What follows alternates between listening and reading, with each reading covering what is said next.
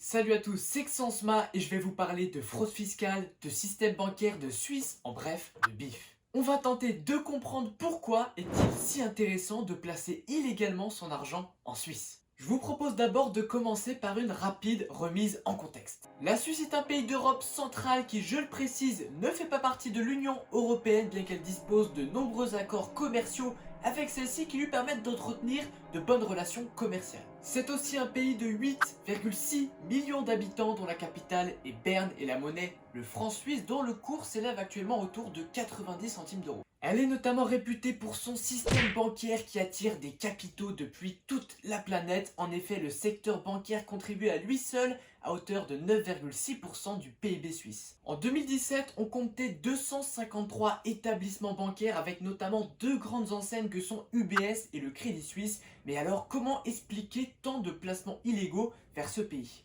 Je vais tenter de répondre à cette question en deux points en m'intéressant d'abord à la montée en puissance du système bancaire suisse, puis en m'intéressant au secret bancaire suisse. Vous le savez sûrement, le système bancaire suisse figure parmi les plus importants au monde et sa réputation elle la tient de la stabilité économique et politique du pays, notamment parce qu'elle a été neutre lors des deux guerres mondiales, ce qui lui a permis d'attirer des capitaux étrangers à la recherche de sécurité.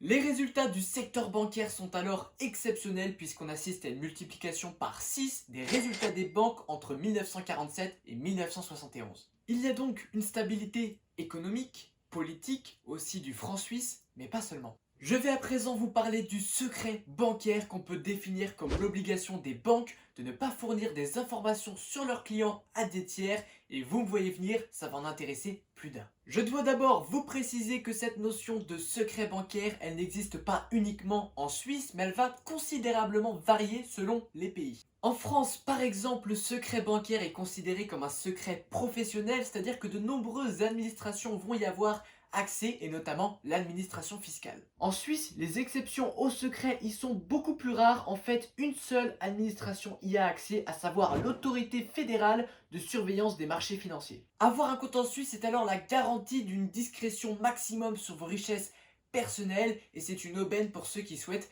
cacher de l'argent. La France, quant à elle, étant consciente de cette situation et du fait de perdre beaucoup d'argent, va alors protester. Ainsi, la France va formuler une demande d'entraide administrative dès 2016 afin d'obtenir des informations sur plus de 40 000 clients français de la banque suisse. La banque suisse UBS est alors poursuivie pour démarchage illicite et blanchiment aggravé de fraude fiscale. Les juges français soupçonnent UBS d'avoir mis en place un système permettant aux résidents français de dissimuler leurs avoirs au fisc entre 2004 et 2012. C'est seulement 4 ans plus tard et non sans difficulté que la France aura obtenu ces informations, ce qui lui permettra de sanctionner les individus ayant bel et bien effectué de la fraude fiscale, mais elle ne pourra pas attaquer grâce à cela la banque UBS. Vous l'aurez compris, l'information est très bien protégée en Suisse, qui permet une grande fiabilité, une confiance dans le système. En revanche, ça incite à beaucoup de fraude fiscale. J'espère que cette vidéo vous aura plu. Si c'est le cas, bien sûr, faites-le moi savoir en laissant un maximum de pouces bleus. Pensez également